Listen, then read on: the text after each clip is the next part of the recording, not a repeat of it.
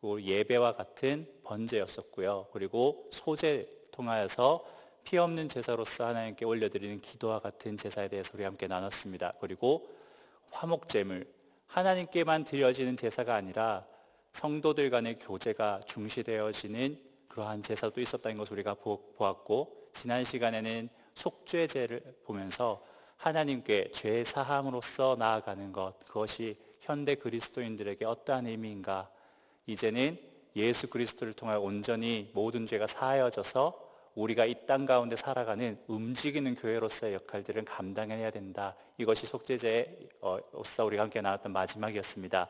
그리고 오늘 보게 되는 속건제입니다.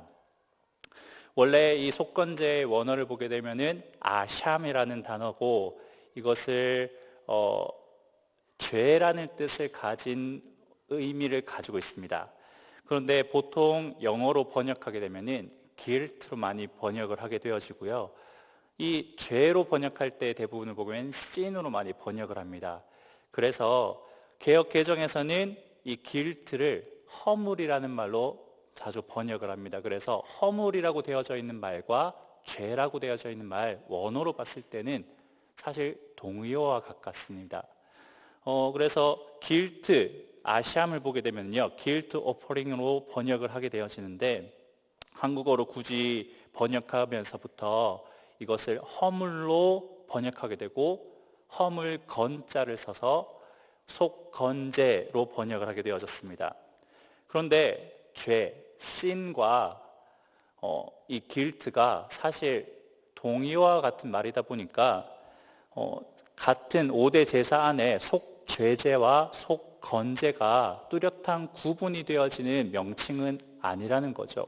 그래서 우리가 이름만 딱 들었을 때 속죄제도 죄에 대한 사함이고 속건제도 죄에 대한 사함이면 무슨 차이가 있지? 라는 의문이 들 수 있는 제사가 바로 이 속건제입니다. 이 속건제에는 뚜렷한 특징이 하나 있습니다. 그것이 무엇이냐면요, 상대방에게 있어서 손해를 끼쳤을 때 그것에 대한 물질적 배상을 해야 된다는 것입니다. 앞에 다른 제사들에게 있어서는요, 이런 인간적인 배상이 들어가지 않아요. 그런데 속건제만의 특징이 바로 이런 배상이 들어간다는 겁니다. 그런데 여기서 배상이란 단어와 보상이란 단어를 헷갈리지 않아야 합니다. 저희 성경의 번역을 보게 되면은, 제가 뛰어난 사람도 아니고 능력 있는 사람도 아니라서 성경의 번역이 잘못됐다라고 말하는 것도 되게 이제 부족한 부분이긴 하지만, 레위기 5장 16절 이하를 보게 되면은 번역이 다 보상으로 되어져 있어요. 근데 보상이란 단어는요, 배상이란 단어와 사실 다른 단어입니다. 사용되는 사용처가 다릅니다. 보상은 법적으로 위법되지 않은 행위를 통해서 상대방에게 손해를 끼쳤을 때 그 손해를 배상해 갚아주는 것을 뜻합니다. 예를 들어서 정부가 재개발을 합니다. 그 재개발 지역을 선정하고 재개발하는 것은 절대 위법이 아니죠. 그런데 그 재개발을 통해서 손해를 입는 사람들이 등장을 합니다. 그 사람들에게 주어진 혜택이 바로 보상입니다. 그런데 배상은 어떤 거냐면요, 위법한 행위를 통해 발생한 손해를 갚아주는 겁니다. 여기 위법이라는 것이 중요합니다. 예를 들어 상대방을 내가 때렸습니다. 위법이죠. 그것에 대한 치료비를 내가 갚아줘야 됩니다. 이러한 것처럼 우리가 지금 보게 될 속건제는요, 적법한 일에 대한 보상이 아닙니다. 위법한 일에 대한 보상이 되어집니다. 그래서 이것을 정확하게 말하면 배상이라 할 수 있습니다. 그래서 속건제가 기억하기 어려운 이 기능적인 측면을 이렇게 별칭을 붙이면 조금 더 기억하기 쉬울 것 같습니다. 배상제. 그래서 우리가 속건제를 기억할 때는 배상을 꼭 해야 되는구나, 이것을 기억하면 좋을 것 같습니다. 그렇다면 이 배상의 의미를 지닌 속건제의 가장 중요한 신학적인 기능이 무엇인가를 보게 되면요, 이것은 제사가 죄를 빚의 개념으로 형상화시켜 준다는 것입니다. 여기서 빚은 이 빛이 아니라 부채를 말합니다. 죄를 우리가 짓습니다. 이것이 가시적이지 않습니다. 눈에 보이지가 않아요. 그런데 배상을 해주는 부채로서의 개념으로 이미지화를 시켜준다는 겁니다. 그래서 명확하게 죄를 지었구나, 그리고 이것을 우리가 갚아줘야 된다는 것을 물질적으로 구체화시켜주는 것이 바로 이 속건제의 기능입니다. 그래서 죄를 짓는다는 것은 곧 하나님께 빚을 진다는 것입니다. 그리고 빚이 발생할 경우에는 그 빚은 반드시 갚아야만 한다는 것에 대해서 계속해서 보여주고 있기도 합니다.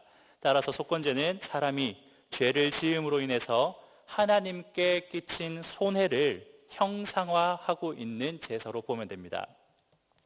그래서 이 속건제 구절들을 보게 되면요, 죄를 금전적으로 환산하는 경향이 있습니다. 앞에 본 네 가지 제사는요, 대부분 재물을 어떻게 해야 되는지, 재물을 어떻게 취급하고 어떻게 잡고 어떻게 태워야 되는지에 좀 더 집중되어 있다면은, 이 속건제를 보게 되면요, 금전적인 내용들이 계속해서 나옵니다. 이것은 재물의 값에 집중하여서 죄가 실질적으로 어떠한 빚을 갖게 되는지에 대한 형상화라 볼 수 있습니다. 이것은 신약에서도 잘 나타나고 있는데요. 골로새서 2장 13, 15절을 제가 읽겠습니다. 또 범죄와 육체의 무할례로 죽었던 너희를 하나님이 그와 함께 살리시고 우리의 모든 죄를 사하시고 우리를 거스르고 불리하게 하는 법조문으로 쓴 증서를 지우시고 제하여 버리사 십자가에 못 박으시고 통치자들과 권세들로 무력하게 드러내어 구경거리로 삼으시고 십자가로 그들을 이기셨느니라. 여기서 골로새서 2장 14절에 나오는 법조문이라는 말이 나오는데, 이 법조문이 어떠한 말이냐면은 원어 그대로는 케이로그라폰이라 하여서 직역하면 손으로 쓴 문서라는 뜻입니다. 이 손으로 쓴 문서가 어디에 등장하냐? 바로 빚을 갚아야 되는 증서를 쓸 때 나오는 말입니다. 다시 말해 예수 그리스도의 십자가에 못 박힘, 그 사건이 이 빚 문서를 폐기하였다는 것이 바로 이 골로새서 2장 안의 내용입니다. 예수 그리스도의 십자가 고통을 통하여서 우리 죄값이 대신 치러졌다는 그러한 내용들은 이사야 53장에서도 굉장히 잘 말해주고 있습니다. 53장 5절은 이렇게 시작을 합니다. 그가 찔림은 우리의 허물 때문이요 그가 상함은 우리의 죄악 때문이라. 그가 징계를 받음으로 우리는 평화를 누리고 그가 채찍을 맞음으로 우리는 나음을 받았도다. 이 이사야 53장 내용이 바로 오실 메시아가 고난을 통하여서 이 유대 민족 나아가서 모든 열방을 구원하게 될 메시아를 선포하는 내용인데, 이 53장 내용 중에 10절에 이렇게 이야기가 시작되어집니다. 여호와께서 그에게 상함을 받게 하시기를 원하사 질고를 당하게 하셨은지 그의 영혼을 속건제물로 드리기에 이르면 그가 씨를 보게 되며 그의 날은 길 것이요 또 그의 손으로 여호와께서 기뻐하시는 뜻을 성취하리로다. 예수님을 표현하는 단어, 다시 말해 앞으로 메시아를 표현하는 단어가 그 고통을 당하고 죽게 됨이 속건제물로서의 기능을 위해서다라고 하는 것이죠. 다시 말해 값을 치루어지는 역할을 하는 것, 그것이 바로 예수 그리스도였다는 겁니다. 그래서 본문은 대신 갚음의 개념과 속건제의 개념이 서로 연관성이 있음을 적나라하게 드러나는 그러한 본문이라 할 수 있습니다. 예수 그리스도의 십자가가 그 사역이 우리가 갚아야 할 그 죄의 값을 대신 치르셨습니다. 그런데 우리는 이 값을 잘 생각지 않고 있죠. 우리가 빚을 졌음에도 불구하고 그 빚에 대한 값을 잘 치르지 않고 있다면은 그럼 우리에게 부채로 계속해서 지워진 짐이 될 텐데, 우리는 그것을 예수님께서 대신 그 모든 것을 지워서 없애주셨음에도 불구하고 그것을 잘 기억하지 못한다는 겁니다. 제가 살면서 가장 큰 빚을 지고 있을 때가 지금인 것 같아요. 이전까지는 감사하게도 학자금 대출을 하지 않은 상황이 되었었고 사역비나 이런 부분으로 통해서 학비가 마련되어졌는데, 막상 집을 구하게 되면서 도무지 수중에 가지고 있는 돈으로는 집을 구할 수가 없는 상황이 되면서 처음으로 제가 대출이라는 것을 해보게 됐습니다. 저 대신 아버지가 계속 대출을 하셨었죠. 근데 이제 제 이름으로 처음으로 대출을 하면서 매달 빠져나가는 돈을 보면서 이게 빚진 자의 심정이구나 라는 것을 좀 느꼈습니다. 근데 우리는요, 실질적 물질에 대한 손해가 있지 않고서는 이것을 잘 느끼지 못한다는 거예요. 그 얼마 되지 않는 빚도 무겁게 느껴지는데 우리의 영혼을 구하기 위하여서 우리가 진 빚을 대신 지신 그 예수님을 우리가 잘 기억하지 못하고 상기하지 못하고 감사하지 못하는 생각을 하고 있다는 것입니다. 그래서 17, 19절을 보게 되면요, 죄인이 무의식 중에 짓는 죄도요, 죄라고 이야기합니다. 부지 중에 지어서 우리가 깨닫지 못하는 중에 있는 그 죄 역시요, 반드시 배상을 해야 되는, 책임을 져야 되는 죄라고 이야기를 하고 있죠. 그런데 이 본문을 보게 되면요, 5장 14절부터는 부지 중에 지은 죄들에 대해서 이야기를 하게 되는데 6장으로 넘어오면요, 조금 다른 이야기의 속건제를 이야기합니다. 여기서 나오는 속건제는 어떤 속건제냐면은 부지 중에 아닌 명확한 의지를 가지고 지은 범죄한 것에 대해서 이야기를 하기 시작합니다. 그래서 6장 1에서 7절을 보게 되면요, 이 죄가 하나님 앞에서 사하여져야 되는 신적 차원의 문제를 거론하면서 동시에 사람들 간의 인적 차원의 문제 역시 동시에 발생하고 있음에 대해서 이야기를 해줍니다. 이 신적 차원과 인적 차원, 이러한 것을 통하여서 우리가 배상해야 된 배상처가 두 군데로 늘어나게 되는 겁니다. 하나님 앞에 범죄하였을 때는 나와 하나님과의 관계 속에서 이것이 해결되어지면 되었던 문제가 내가 다른 누군가의 물건을 훔치거나 해하건 그러한 사건들을 통하여서 하나님과의 나와의 관계도 문제가 생기지만 나와 그 사람 간의 관계에서도 문제가 발생하고 있음을 말하고 있는 것이죠. 이것은 신약 마태복음 5장 23, 34절 안에서도 그 내용들이 잘 나타납니다. 내용은 이렇습니다. 예물을 제단에 드리려다가 거기서 내 형제에게 원망한 일들이 생각나거든 예물을 제단 앞에 앞에 두고 먼저 가서 형제와 화목하고 그 후에 와서 예물을 드리라고 이야기를 하고 있습니다. 이것은요, 하나님 앞에 나아가서 문제를 해결할 때 하나님과 나와의 문제뿐만 아니라 그 문제의 핵심이 되는 이웃 간의 문제가 해결되어진 후에야 하나님과의 문제 역시 해결된다는 것이죠. 그래서 신적 차원뿐만 아니라 인적 차원의 문제가 해결되어야 함을 이야기합니다. 우리가 따르고 있는 웨스터민스터 신앙고백서에도 이렇게 이야기합니다. 회개 부분을 나타내고 있는 15장 6절을 보게 되면요, 모든 그리스도인들 각자는 죄의 용서를 위하여 하나님께 기도하면서 자신의 죄들을 하나님께 개인적으로 고백해야 한다. 이렇게 기도하면서 죄를 고백하고 죄를 버릴 때 그는 하나님의 자비를 발견하게 될 것이다. 여기서부터가 그 내용들이 나오는데요. 따라서 자신의 형제나 그리스도의 교회를 중상한 사람은 사적인 고백을 의해서든 공적인 고백에 의해서든 죄에 대해서 통회함으로써 자신의 회개를 피해자들에게 알려야 하고 동시에 피해자들은 이 회개한 가해자와 화해하여 사랑으로 그를 받아들여야 한다. 우리가 회개, 용서 이 부분을 보게 되면요, 너무 신적인 측면만 강조하는 경향이 있습니다. 그래서 내가 죄 범한 것에 대해서 하나님 앞에 용서받았으면 끝난 거야 라고 여기는 경향들이 있다는 거예요. 그런데 오늘 속건제를 통해서 우리가 보는 내용들을 보게 되면 절대 그렇지 않다는 겁니다.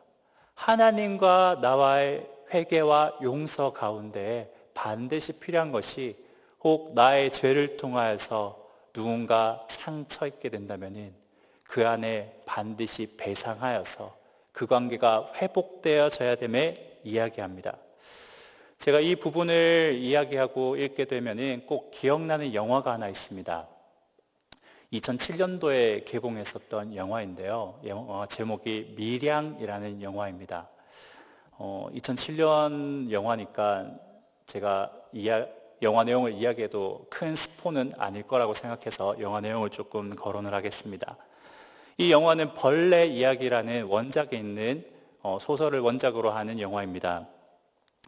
주인공은 신의 역할을 맡은 전도연과 종찬 역할을 맡은 송강호가 주역으로 열연하는데, 이 영화가 처음 나왔을 때 반기독교적이라고 해서 많이 구설수들이 있었던 영화이기도 합니다. 그런데 개인적으로는 이 영화가 이 속건제를 이해함에 있어서 굉장히 중요한 모티브를 제공하는 영화라고 생각합니다. 내용이 이렇습니다. 외도를 하던 남편이 죽고 나서 신혜는 밀양이란 곳으로 이사를 하게 되어집니다. 거기서 신혜는 과거 자신의 삶에 대한 반발처럼 약간의 허세가 있는 삶을 살기 시작합니다. 그 허세란 어떠한 것이냐면요, 가진 돈이 별로 없음에도 불구하고 일부러 땅을 사러 다니는 척을 한 것입니다. 이 허세가 그렇게 큰 문제가 될 것 같지 않았지만 굉장히 큰 비극을 낳게 됩니다. 이 신혜가 돈을 많이 갖고 있을 것이라고 추측한 사람들 중에 그 돈을 노리는 사람이 생겼고요. 그 한 사람이 그의 하나뿐인 아들을 납치하게 되어집니다. 그리고 그 사람은 그 아들을 유괴를 통해서 돈을 주면은 풀어주겠다라는 그런 협박을 하게 되어집니다. 그리고 이 한 사람은 그 아들이 다니고 있었던 웅변학원 원장이었죠. 그런데 신혜가 실제 수중에 돈이 없었기 때문에 돈을 내어놓지 못합니다. 사정을 알 수 없었던 이 원장은 결국 이 아이를 살해하게 되어지죠. 아들의 죽음으로 인해서 모든 살아갈 의미를 잃어버린 신혜는요, 이 원장이 잡혀 들어가고 감옥에 갇혔음에도 불구하고 자기가 살아갈 의미를 찾아나가지 못합니다. 그러던 중 우연히 전도를 통하여서 교회를 가게 되는데, 그 교회 안에서 아둥바둥 살아가며 삶의 의미를 찾기 위해서 노력해 나가게 됩니다. 그렇게 신앙생활을 하면서 이 신의 가운데 한 가지 마음이 들게 되어집니다. 어떤 마음이냐면요, 자신의 아들을 죽인 살인범을 찾아가서 그 죄를 용서해 줘야 되겠다는, 그렇게 용서를 선언함으로써 자기 자신도 이 지옥과 같은 삶을, 그 고통에서 벗어나고자 하는 그러한 마음을 갖게 되어집니다. 그래서 그 살인범을 찾아가 면회를 하게 되어지죠. 살인범과 신혜가 마주하게 되어집니다. 그런데 그 마주하게 된 순간 신혜는 굉장히 당황을 하게 됩니다. 왜냐하면요, 이 살인범이 너무나 평온한 표정으로 거기에 앉아있기 때문이죠. 그래서 신혜가 찾아온 이유를 이야기하기 시작합니다. 자기 자신은 죽지 못해 살아가고 있지만 신앙의 힘으로써 살인범인 당신을 사랑을 하고 용서하기를 원한다고, 그렇게 이야기했을 때 살인범의 입에서 나온 말은요, 신혜의 마음을 무너뜨립니다. 어떠한 이야기냐면요, 자기도 감옥에 들어간 후 하나님을 알게 되었고 하나님께 용서받았다라는 내용입니다. 신혜는 마음속으로 고민하게 되어집니다. 아니, 내가 용서하기 전에 어떻게 하나님이 먼저 이 사람을 용서할 수가 있지? 그렇게 고민하게 되어집니다. 면회가 끝난 후에 신혜는요, 나가는 길에 그대로 혼절하게 되어지죠. 그때부터 그녀의 기행이 시작되어집니다. 예배당에서 강단 뒤에 있는 십자가를 쭉 바라보면서 의자를 꽝꽝 치기 시작합니다. 그때부터가 이 신혜의 하나님과 그리고 살인범에 대한 용서하지 못함에 대한 표시인 것 같습니다. 그 이후로 보게 되면요, 장로님을 유혹해서 넘어뜨리려 하기도 하고요. 기도 집회 가운데 트로트를 틀어서 기도회를 망치려고 하고요. 가정 예배 가운데 돌을 던져 창문을 깨트리기도 하는 등 여러 가지 자기가 할 수 있는 최선의 하나님의 사역을 방해하는데 그 모든 것을 쏟아내기 시작합니다. 결말은 여러분이 한번 보시기 바랍니다. 지금 이 사건이 왜 이런 일들이 발생했습니까? 분명 이 살인범은요, 하나님을 만났고요, 스스로 구원받았다고 여겼습니다. 그래서 죄 사함을 받았다고 여겼죠. 그런데 해결되지 않은 것이 바로 한 가지 있었습니다. 바로 인적 차원의 문제입니다. 정말로 이 살인범이 하나님을 바르게 알고 바르게 가르침받고 그리고 그 하나님의 말씀을 바로 알아 전하기 시작했다면 결코 이렇게 얘기할 수는 없습니다. 내가 죄사함 받았어요. 먼저 해야 될 일이 무엇이냐면요, 바로 신의 앞에 나와서 자기의 죄를 털어놓고 그 고통과 힘듦을 공감하며 그 어려움을 끌어안고 함께 이 상황 가운데서 하나님의 사랑 가운데 어떻게 이 일들을 해결해야 될지, 평생 이것을 배상하며 어떻게 지내야 될지를 토로하며 그 신의 삶 가운데 하나님의 삶이 세워져 나가기를 바라야만 사실 이 관계가 회복될까 말까 한데, 이 죄인의 역할, 이 살인범에서는 하나님과의 관계만을 드러내며 나는 죄사함 받았어요 라고 고백했던 것이 바로 문제인 것이죠. 우리가 교회 가운데 신적 차원의 용서와 회개만을 강조하다 보면은 이러한 일들이 발생하게 되어집니다. 우리 가운데 정말 필요한 것은요, 신적 차원의 회개와 용서 동시에 인적 차원의 관계 회복이 필요하게 되어집니다. 혹 나로 인하여서 누군가 상처받았다면, 나로 인하여서 누군가가 힘들어하고 있다면요, 그러한 기억들이 상기되어진다면요, 여러분 나아가서 용서를 비셔야 됩니다. 그런데 그 용서를요, 오늘 속건제 안에서는 단순히 용서 비는 것만으로도 충분하다고 이야기하지 않습니다. 금전적 배상을 꼭 해야 된다라고 그 규정을, 그 금액이 5분의 1이라는 명확한 구체적인 숫자까지 언급하면서 이야기를 합니다. 왜 그런가요? 배상을 하기 위해서 이미지화되어지는 구체적인 배상을 해야 된다는 것입니다. 실질적인 액팅이 있어야 된다는 것이죠. 내가 저 집사님을 위해서, 저 권사님을 위해서 잘못했으니까 내가 저 권사님을 위해서 기도해 줘야지. 이 정도에서 만족하면 안 된다는 것입니다. 그 사람에게 가서 내 죄를 고백하고, 내가 이러한 부분 때문에 혹 힘들어했다면은 나를 용서해 달라고 고백하면서 실제적으로 우리 가운데 있었던 관계를 힘들게 하는 원인들을 배상해야 된다는 것입니다. 그래서 하나님으로부터 용서받은 것에서 한 발자국 더 나아가야 됩니다. 그 한 발자국 더 나아가서 피해 입은 사람으로부터 온전한 용서를 받는 것, 그것이 교회 안에서 속건제적 의미로서의 역할입니다. 정리하면 이렇습니다. 속건제는 배상제라고 불릴 법한 제사입니다. 꼭 배상이 들어가야 되는 제사입니다. 이것은요, 한 번 더 주어지는 기회와 같습니다. 내가 잘못하고 부지 중에 잘못하였다면 그 부지 중에 잘못한 것을 깨달아 죄사함의 기회를 얻는 것이고요. 내가 순간 잘못된 마음으로 죄를 지었다 하더라도 인적 차원의 관계에서 그 죄를 고백하고 관계를 회복하며 동시에 하나님께 죄사함을 받음으로써 한 번 더 속죄할 수 있는 기회를 얻는 것이 바로 이 속건제입니다.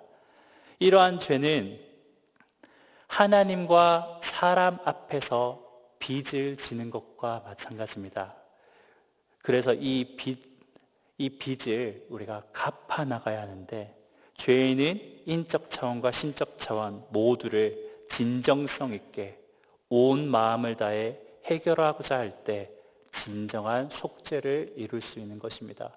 그래서 우리가 교회 생활을 하면서 난 하나님 잘 믿어요, 난 하나님 정말 사랑해요, 그것을 입으로만 말하는 것이 아니라 우리의 삶의 모습과 행동을 통하여서 실제적으로 우리 삶 가운데 내가 배상하고 나아가야 될 사람들에게 찾아가서 우리 교회가 정말 하나님 안에서 하나 되어져서 하나님의 은혜를 누릴 수 있는 귀한 교회 되어지기를 축원합니다. 우리 함께 찬양 드리겠습니다.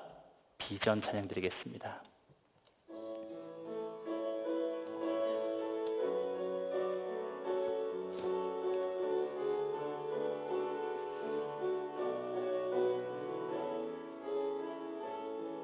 우리 보좌 앞에 모였네.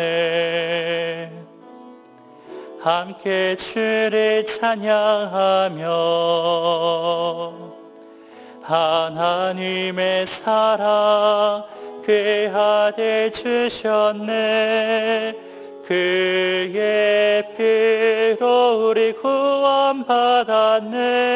십자가에서 쏟으신 그 사랑 강같이 온 땅에 흘러 각 나라와 족속 백성 망언에서 구원받고 주 경배 드리네. 구원하심이 보좌에 앉으신 우리 하나님과 어린 양께 있도다.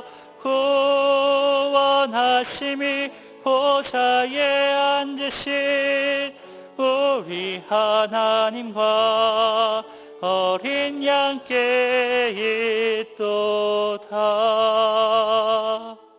우리 이 시간 함께 기도하며 나가겠습니다.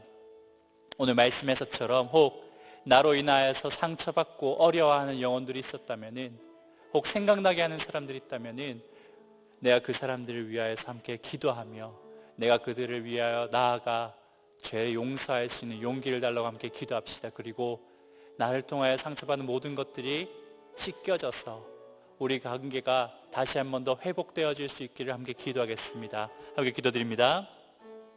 아버지 감사합니다. 우리 삶 가운데 아버지 우리의 연약함으로 인하여서 나의 부족함으로 인하여서 나를 통해 상처받고 어려워하는 영혼들이 있다면 아버지 혹시 나 때문에 하나님의 앞을 가리우고 하나님 앞에 은혜가 되지 않는 사람이 있다면 아버지 이 죄는 용서하여 주시고 아버지 내가 그들을 통하여서 죄를 고백하며 배상하며 나아갈 수 있는 마음을 허락하여 주시옵소서.